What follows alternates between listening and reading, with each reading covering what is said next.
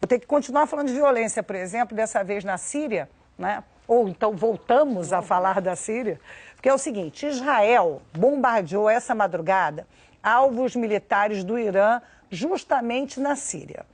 Israel alega que estava respondendo aos disparos de 20 foguetes iranianos contra posições israelenses nas colinas de Golá, porque colinas de Golá é um território sírio e foi anexado por Israel em 1981. Então, Israel considerou um ataque contra Israel. E aí, essa reação israelense foi o maior ataque de Israel desde o início da Guerra Civil na Síria. Pelo menos 23 pessoas morreram, segundo informações do Observatório Sírio para os Direitos Humanos. Rússia, Alemanha e França pediram que Irã e Israel se contenham, né, que acalmem aí os ânimos. Já os Estados Unidos culparam os iranianos pelas consequências de suas ações e disseram que os israelenses têm o direito de se defender, né? E eu vi muita gente, primeiro me preocupei com essa escalada, o Marcelo, de violência, evidentemente, essa tensão aumentando no Oriente Médio. Eu já vi algumas pessoas falando, será que vai ter guerra entre Irã e Israel? E isso levaria ali uma estabilidade naquela região, mas estou vendo também muitos países falando, calma, vamos lá, até a própria Rússia, vamos parar com isso, né? Vamos acalmar, porque não tem condição. Eu acho que se tem alguma coisa alvissareira nessa notícia toda que em si é preocupante, é tensa e é triste, é exatamente a reação da Rússia. Quer dizer, de tentar ver se as partes envolvidas se acalmam um pouco, porque um conflito em larga escala, essa altura do campeonato, quer dizer, realimentando a guerra síria, envolvendo outros atores ali, acho que não é do interesse de ninguém, do mundo não é. Agora, não deixa de ser preocupante também a gente ver quantos países estão envolvidos ainda no conflito da Síria hoje em dia.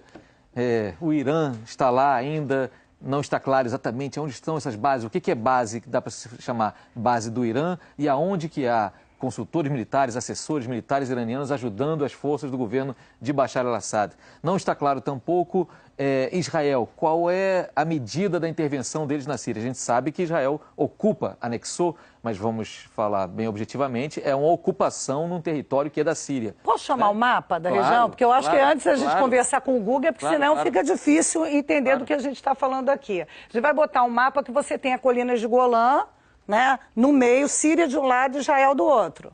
Né? Então aí, teve a guerra, em 1967 termina a guerra, e aí Israel ocupa essa parte aqui. Poucos anos mais tarde, em 73, se eu não me engano, a Síria tenta ocupar de volta esse território que era sírio, né? E aí, Israel, eles criam uma zona desmilitarizada. Uma zona desmilitarizada aqui. Né? Exatamente com a comunidade internacional, fiscalizando. Até que, 1981, Israel anexa unilateralmente, sem o apoio da comunidade internacional, e toda essa área aqui fica anexada por Israel. Até hoje é ocupada por Israel. Então, no momento que as forças iranianas daqui da Síria atacam as colinas de Golã, Israel diz, não, está atacando o meu território. Aí houve de novo uma resposta muito forte para os alvos iranianos. É uma área, né, o Marcelo, estrategicamente muito importante, que você fica do alto, evita, né, os israelenses evitam um ataque sírio, tem um ponto do alto, é uma área com clima bom, com agricultura, com muita água, né? Numa região tão carente de água, você tem um recurso desse tão valioso ali. Agora, para todos os efeitos e para a comunidade internacional, para as Nações Unidas, para os organismos internacionais, colinas de Golã são território da Síria. Sírio. Israel anexou, de fato, unilateralmente um território que é da Síria.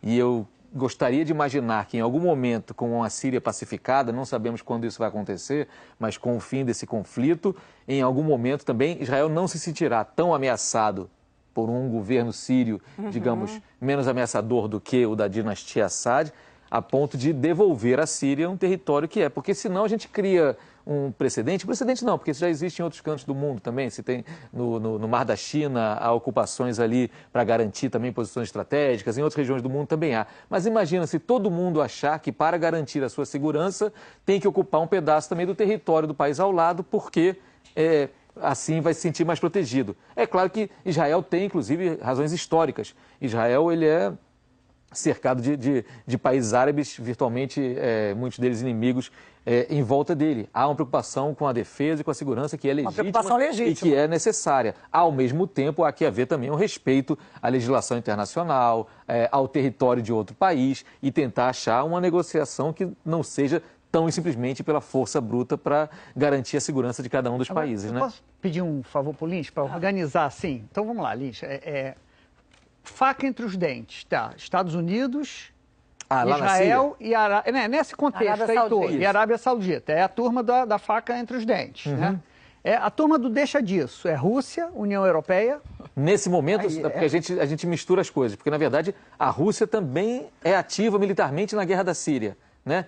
Há potências europeias também que ajudaram ali a atacar alvos de grupos militares ou paramilitares dentro da Síria. Agora, no contexto daquela negociação com o Irã e tal, aí a gente tem Israel, Arábia Saudita, alguns países do Golfo Pérsico ali, os Emirados ali, que estão aliados aos Estados Unidos no sentido de desconfiar do Irã e estarem defendendo a saída do acordo. E do lado do Irã, ou pelo menos do lado da manutenção do acordo nuclear, você tem a Rússia, a China por enquanto, a União Europeia e a Agência Internacional de Energia Atômica, que não viam razão para os Estados Unidos saírem desse acordo nesse momento. Eu acho uma injustiça, Otávio, ter feito essa pergunta quando eu vejo ali o Guga chiquérrimo para falar com a gente sobre esse tema, entendeu? E eu demoro a chamar o Guga. Guga, ontem me deram um puxão de orelha, que eu ficava te interrompendo sem parar, lembra? Aí me deram um puxão de orelha. Você não interrompa mais o Guga Chakra. Eu sei, eu fiquei aqui. Minha culpa é minha máxima culpa. Boa tarde. Boa tarde, Maria. Eu estou de terno pelo seguinte, porque esquentou o tempo aqui em Nova York, e aí não dá para vir com o que vocês chamam no Rio de Janeiro de suéter, que em São Paulo é malha, mas o pessoal do Rio de Janeiro aqui fala que malha no Rio de Janeiro é colã em São Paulo. Mas, enfim, como eu não gosto de usar só camisa, que eu sou que nem o Ariel Palácio, uma coisa mais eu gosto ou de estar com o uniforme completo ou estar de camiseta, assim, enfim, por isso que eu vim aqui de terno no seu programa, que é um programa conhecido por ser mais descolado, um programa do pessoal, sabe, mais bacana aí da Globo News, não o pessoal lá do Em Pauta, que a gente é considerado mais nerds, né? Então, tem essa diferença. Ô, Guga, seu cabelo sempre combina com o Estúdio I. É o cabelo descolado. Guga, como é que você vê? Olha lá, é uma maravilha. Ele, antes de entrar no ar, ele despenteia um pouco. É maravilhoso. Ele despenteia e entra. Ô, Guga, me diga, como é que você vê essa situação, né? Porque é difícil para a gente entender aqui do outro lado do mundo. Você tem bases iranianas dentro da Síria que atacam Israel contra-atacando o território sírio. Como é que você vê essa situação? Do que estamos falando? Olha, Maria, é interessante. O Golã, na verdade, no Líbano e na Síria não fala Golã, fala Julan, porque a letra, que é o Gim do Egito, que é o que prevalece, porque os egípcios têm mais influência, na Síria e no Líbano é Gim. Então, é no Julan que eles falam ali na Síria. Eu estive lá até faz bastante tempo, a última vez, em 2010, pouco depois do fracasso nas negociações de paz, justamente sobre o Golã, entre o Bashar al-Assad, com o Ehud Olmert, que era o premier de Israel, e, curiosamente, quem estava intermediando era o Erdogan, na época premier da Turquia, atual presidente da Turquia. Eles chegaram perto da negociação, isso o próprio Assad falou em entrevista, que chegaram quase muito perto do acordo, acabou fracassando por causa da guerra de Gaza de 2009, aí teve uma ruptura geral e não conseguiram avançar mais. O grande problema do Golã, como o Lins e você vinham falando, é a água, em grande parte porque as nascentes ali do Mar da Galileia ou do Lago Tiberias, ali em Israel, vêm do Golã. Então eles não querem passar esse controle para a Síria e também tem a questão de segurança,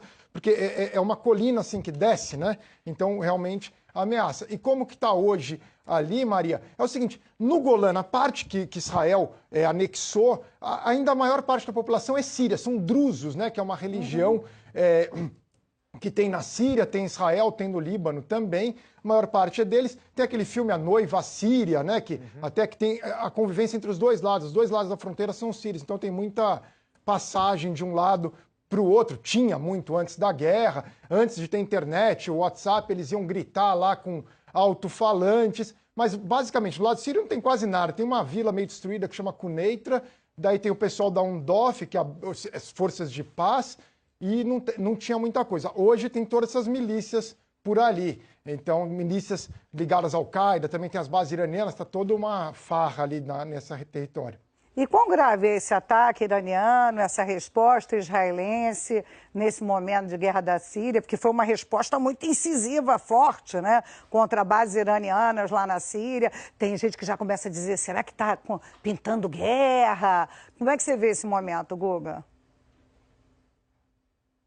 Olha, Maria, é o seguinte... O Irã está aproveitando o caos na Síria para estabelecer, as guardas revolucionárias iranianas, basicamente, para estabelecer bases, não no Golã especificamente, na verdade, em todo o território sírio. Para quê? Para abrir uma nova frente contra Israel, porque atualmente eles têm uma frente no Líbano que envolve o Hezbollah, que tem mais de 100 mil mísseis. Só que a frente libanesa tem um complicador muito grande. Qual é? O Hezbollah, na verdade, são pessoas, são libaneses, que moram no Líbano, ali estão as famílias deles, as casas deles, as escolas, os hospitais, e também eles fazem parte da sociedade libanesa, inclusive integram o governo libanês numa aliança com o Partido Cristão, a Frente Patriótica Nacional, que dentro do Líbano é muito maior do que o Hezbollah, mas enfim, eles estão nessa aliança, então é delicado para eles lançarem ações a partir do Líbano, porque se eles lançarem, Israel basicamente destrói a vida deles, ali bombardeia as casas, as famílias, enfim, não tem interesse deles. Quando você abre uma nova frente na Síria, o Hezbollah não é mais afetado, e a Síria é terra de ninguém, virou cachorro morto, é muito triste dizer isso, mas virou. Portanto, o Irã poderia provocar Israel a partir da Síria, como fez inclusive ontem, que a resposta israelense, na verdade, que foi muito grande, não afeta tanto, por exemplo, o Hezbollah. Realmente afetou bastante o Irã. O Irã não esperava que a resposta de Israel fosse ser tão dura. Mas o objetivo iraniano é esse. Israel não vai aceitar, em hipótese alguma, uma nova frente ali dentro do território sírio.